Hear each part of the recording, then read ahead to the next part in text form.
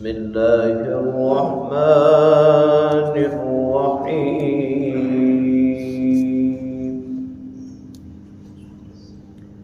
الف لام میم ذالک الکتاب لا ریب فیہ ہدی للمتقین صدق اللہ وصدق رسولہ النبی الکریم۔ سورہ بقرہ کی ابتدائی 2 آیات کی تلاوت آپ نے سماعت کی، ترجمہ سماعت فرمائیں۔ الف لام میم اللہ اعلم بمرادہ بذلک ذالک الکتاب لا ریب فیہ، اس کتاب میں کوئی شک نہیں ہے، ہدی للمتقین، پرہیزگاروں کو راہ دکھانے والی ہے۔ ترتیب توقیفی اور مصحفی ترتیب کے اعتبار سے قرآن کریم کی دوسری سورہ بقرہ ہے۔ ترتیب نزولی کے اعتبار سے اس کا نمبر 91 ہے۔ رسول اللہ صلی اللہ علیہ وسلم جب مکہ مکرمہ سے ہجرت کر کے مدینہ طیبہ تشریف لائے تو تب سورہ بقرہ نازل ہوئی۔ اس کا نام بقرہ اس وجہ سے رکھا گیا کہ 8ویں رکوع میں بنی اسرائیل کو گائے ذبح کرنے کا جو حکم دیا گیا تھا وہ واقعہ بیان کیا گیا ہے۔ قرآن کریم کی سب سے بڑی سورہ ہے، 286 آیات اور 40 رکوع۔ سورہ بقرہ کے بہت سے فضائل بھی حدیث مبارکہ میں موجود ہیں۔ نبی کریم صلی اللہ علیہ وسلم نے فرمایا کہ ہر چیز کا ایک اعلیٰ حصہ ہوتا ہے، قرآن کا اعلیٰ حصہ سورہ بقرہ ہے۔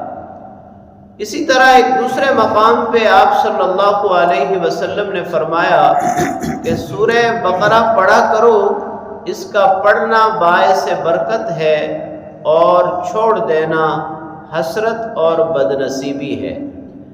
اسی طرح آپ صلی اللہ علیہ وسلم نے ایک اور مقام پر فرمایا کہ جہاں سورہ بقرہ پڑھی جاتی ہے وہاں شیطان داخل نہیں ہوتا۔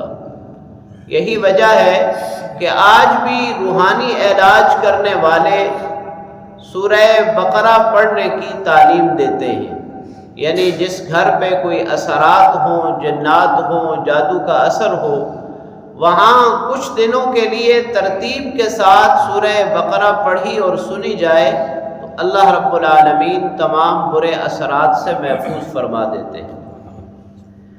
سورہ بقرہ قرآن کریم کی وہ سورہ مبارکہ ہے کہ جس میں عقائد یعنی توحید و رسالت و آخرت، عبادات، نماز، روزہ، زکوٰۃ، حج، جہاد اور اسی طرح معاملات، نکاح، طلاق، عدت، رہن، قرض، ان تمام موضوع کو اچھے طریقے سے اور تفصیل کے ساتھ بیان کیا گیا ہے۔ گزشتہ سورہ مبارکہ سے اگر ربط کی بات کریں تو سورہ فاتحہ میں اللہ تعالیٰ سے یہ دعا مانگی تھی، اہدنا الصراط المستقیم، یا اللہ سیدھا راستہ دکھا دے۔ اس کا جواب اللہ رب العالمین نے سورہ بقرہ میں ارشاد فرمایا کہ یہ کتاب جو سرچشمہ ہدایت ہے، اس کو پکڑ لو، اس کو پڑھو، سمجھو، اس پر عمل کرو، ہدایت ہی ہدایت ہے، یہ ہدایت والا راستہ ہے۔ سورہ مبارکہ کا آغاز حروف مقطعات سے ہو رہا ہے، الف لام میم۔ مفسرین کرام نے اگرچہ اپنے ذوق کے مطابق طبع آزمائی کی ہے کہ الف سے مراد اللہ ہے، لام سے مراد جبرائیل امین ہے، میم سے مراد محمد الرسول اللہ ہے۔ اللہ رب العالمین یہ اعلان فرما رہے ہیں کہ میں نے جناب جبرائیل امین کے واسطے سے یہ کلام مقدس اپنے بندے جناب محمد الرسول اللہ صلی اللہ علیہ وسلم کے قلب اطہر پر نازل کیا۔ اسی طرح بعض مفسرین نے یہ کہا کہ الف لام میم سے مراد ہے اللہ اعلم، کہ اللہ ہی سب سے زیادہ جاننے والے ہیں، لیکن حقیقت یہی ہے کہ یہ حروف مقطعات ہیں، ان کا معنی اللہ رب العالمین ہی جانتے ہیں۔ ذالک الکتاب لا ریب فیہ، یہ وہ کتاب ہے جس میں کوئی شک نہیں ہے۔ کائنات کی یہ وہ واحد کتاب ہے، اللہ کی کتاب، اللہ کا کلام قرآن مجید، کہ جو اپنے آغاز میں یہ اعلان کرتا ہے کہ میں شک سے پاک ہوں، میرے اندر کوئی شک نہیں ہے۔ شان نزول یہ ہے کہ مدینہ طیبہ میں ایک یہودی مالک بن سیف لوگوں کے دلوں میں شکوک و شبہات پیدا کرتا تھا اور یہ کہتا پھرتا تھا کہ یہ وہ کتاب نہیں ہے جس کا ذکر پہلی آسمانی کتابوں میں آیا ہے۔ لہذا اللہ کریم نے سورہ بقرہ کی یہ آیت نازل فرما کر تمام شکوک و شبہات کو دور فرما دیا۔ ہدی للمتقین، پرہیزگاروں کے لیے ہدایت۔ اللہ نے یہ فرما کر اس بات کو واضح کر دیا کہ قرآن سے ہدایت اس کو ملے گی کہ جو قرآن کی طرف آئے گا، اس کو سینے سے لگائے گا، اس کو پڑھے گا، سمجھے گا، اس کو ہدایت ملے گی۔ متقین لفظی معنی تقوی اختیار کرنے والے، پرہیزگاری کا راستہ اختیار کرنے والے۔